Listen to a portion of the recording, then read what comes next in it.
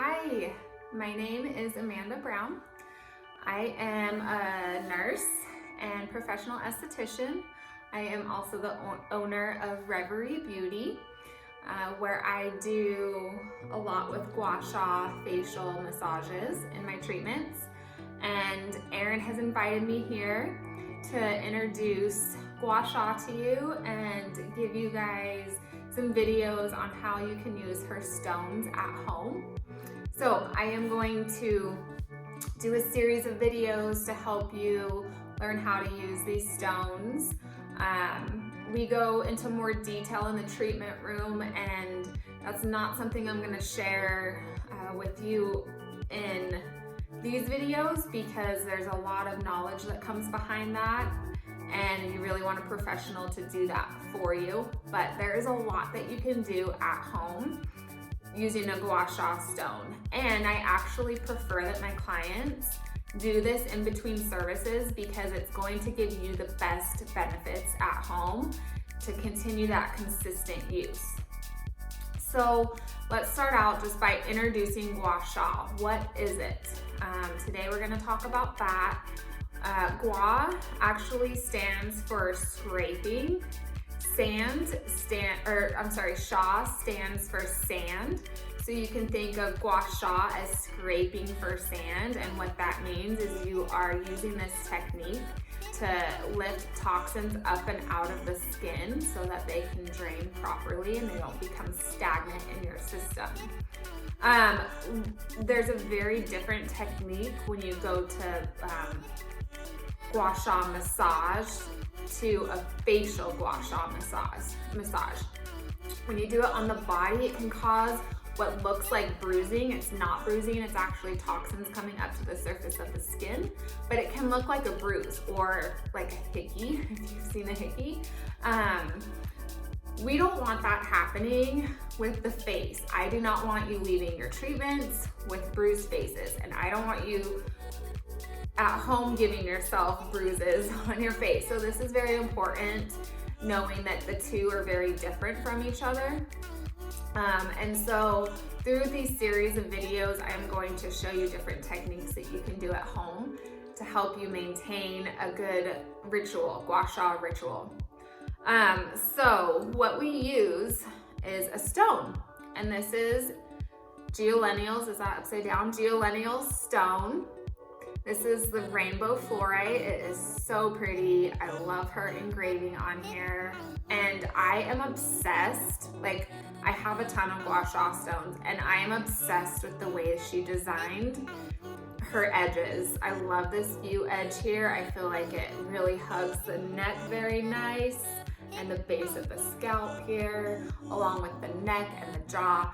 It's just, she did a really good job. So I'm really excited to start using this and giving you guys some videos for it. So why is Gua Sha beneficial? And I'm not gonna do a lot of the full strokes facial routine here today. This is more of a knowledge-based video, so stay tuned because we will continue to post that. But a couple of things that Gua Sha are good for. Number one, this is a lot of what clients think they're coming in for, is anti-aging. So yes, it is really good for lifting, contouring, ironing out fine lines and wrinkles.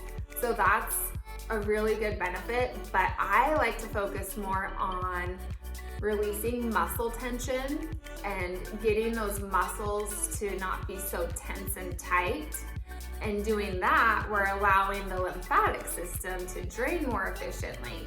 So we're working on the muscles, and we're also working on that lymphatic system so that we can work to move lymph out of the face and drain, so that way we remove toxins, we promote circulation and blood flow to the skin and those cells, and then we're also releasing muscle tension. So if you are someone who carries a lot of tension in your neck, base of your skull, shoulders, jaw, if you are someone who does a lot of jaw clenching or teeth grinding, that's me, can super super benefit from Gua Sha. So there are techniques that we can focus on that are more like fine tuning the muscle release. And one thing you want to know is that in doing that, you are actually opening up the lymphatic system so that your lymph can drain.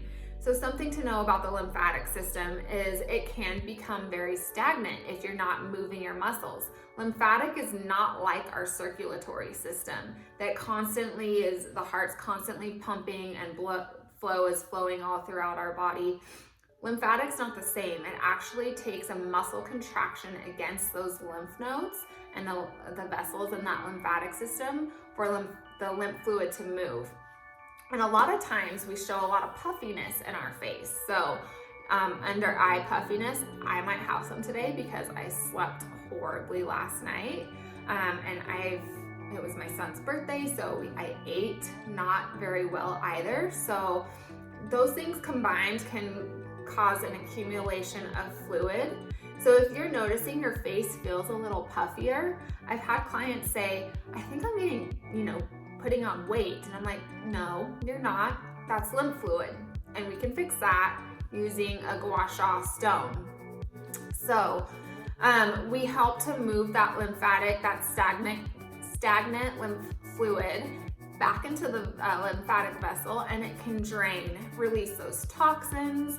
So our lymphatic system works as a filtering system. So it filters viruses, bacteria, toxins, all these things that we don't want to keep stagnant in our system. We're constantly exposed to toxins every single day, a ton of them. And so doing this is gonna help to clear not only your skin, but also to just help the function of your internal system as well. So alongside that, you get lifting and contouring benefits. So we take the stone and we do a lot of lifting of the jawline. If you are someone who has a lot of, stagnant jowl drooping, it can help to lift that. You can help to iron out wrinkles. So there's a lot of techniques that we can do that actually will transform your jawline. So let's just say you are one of those people who clenches your jaw really bad. You can see when you do that, you have this muscle and it can become very large. And if you are a female, it can look very masculine. So working on that muscle to release it actually is gonna give you this nice, smooth, feminine jawline, okay?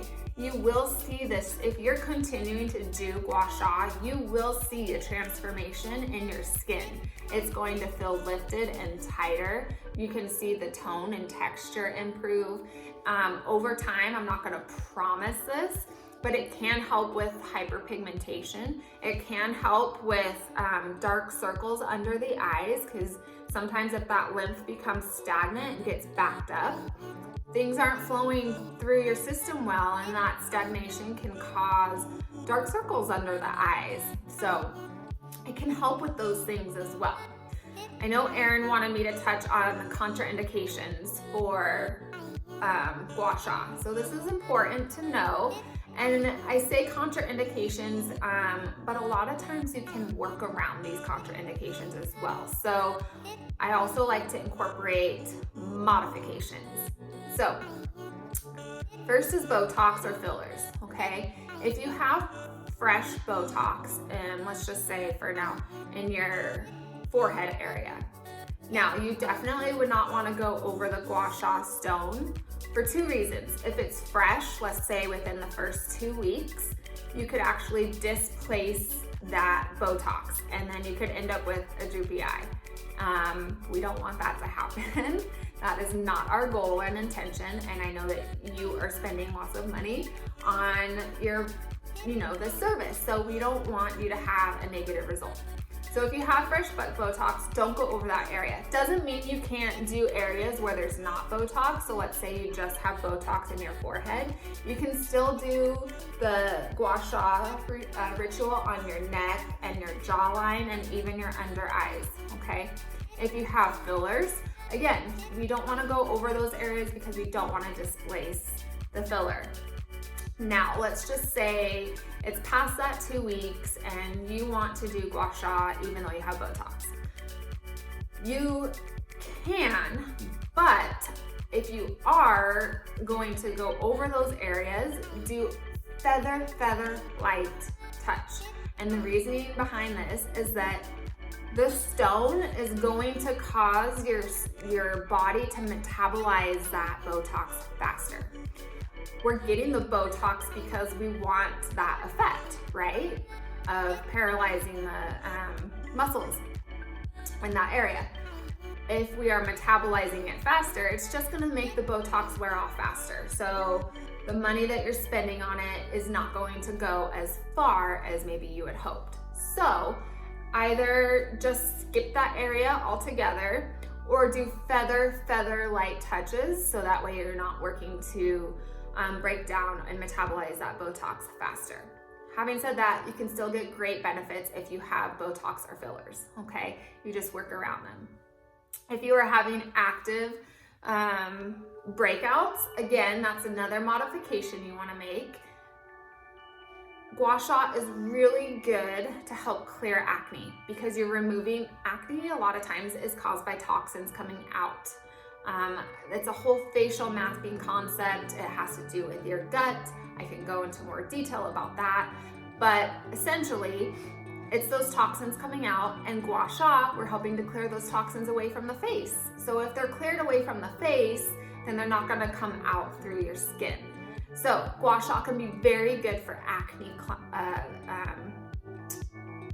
people who have acne.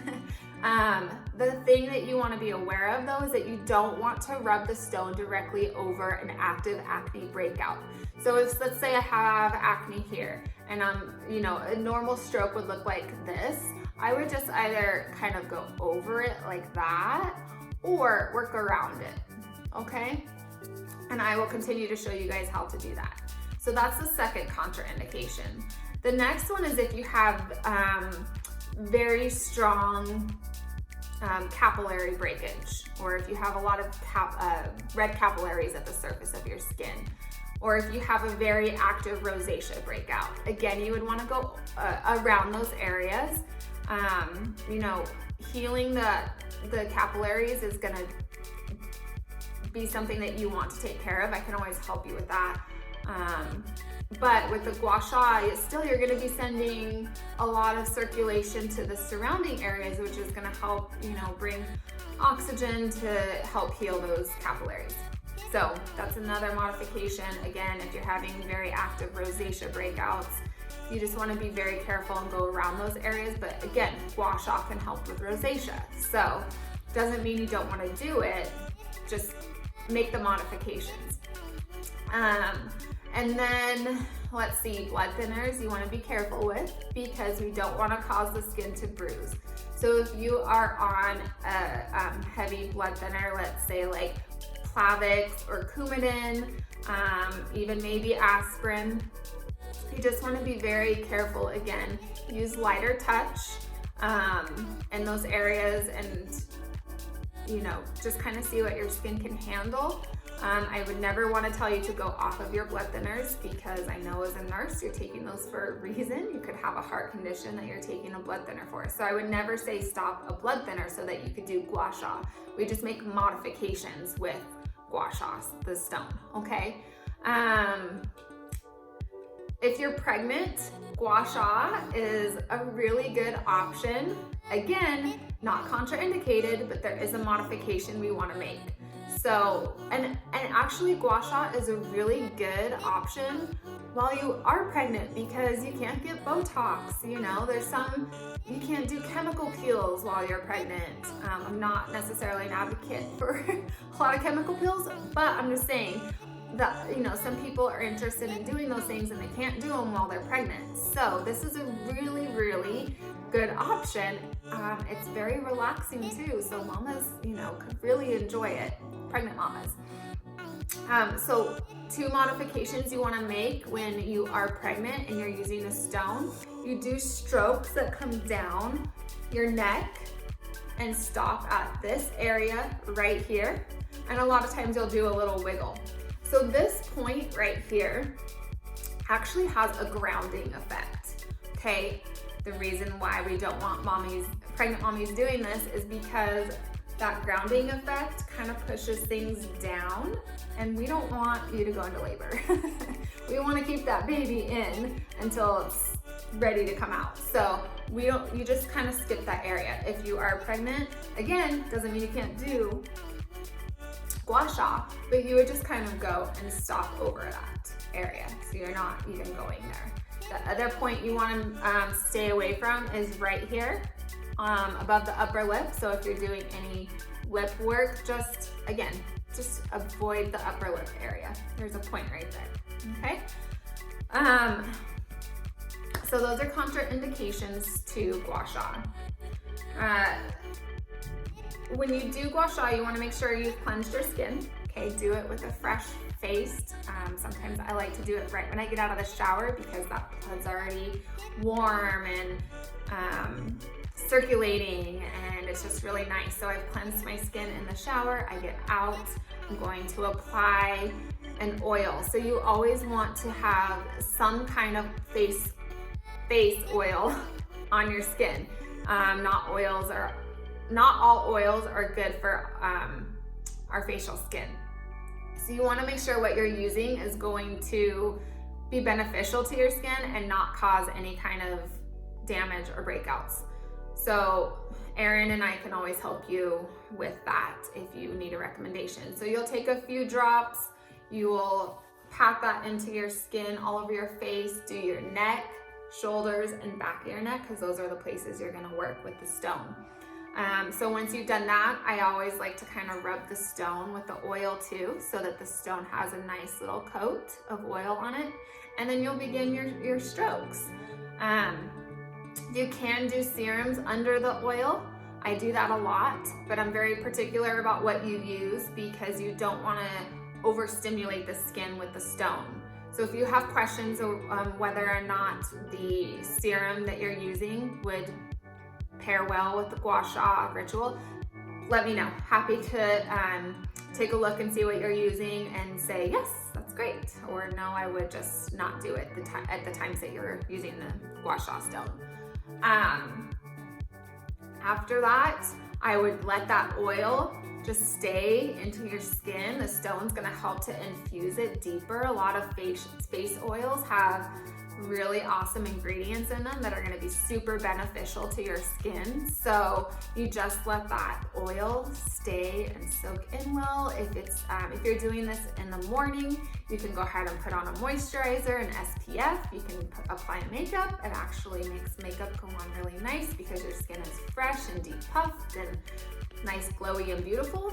If you're doing it at night, same thing. Leave the oil on, apply a moisturizer if needed, sometimes not even needed because the oil can be very moisturizing in itself. And then just let your skin heal. One thing I want to mention that it is very important to be hydrated. I would recommend getting very well hydrated before you even perform Gua Sha because the lymphatic system is not going to function properly if it doesn't have that hydration in its system. So hydrate before and then continue hydrating after, which we should be doing anyways. So just make that part of the ritual, you know? So let's see, any introductory basics that I wanted to touch on? You know what, I think that's it as far as intro to Gua Sha. The next video I post is gonna be more of like a Gua Sha basics where I start to show you how to use the strokes with the stone. That's where we get into some fun parts. So I will leave it at that for now, and then we'll start with some getting into the nitty-gritty and the fun things of Gua Sha on the next video, okay? As always, reach out to Erin or myself if you have any questions at all. We're always happy to help, all right? Thank you, bye.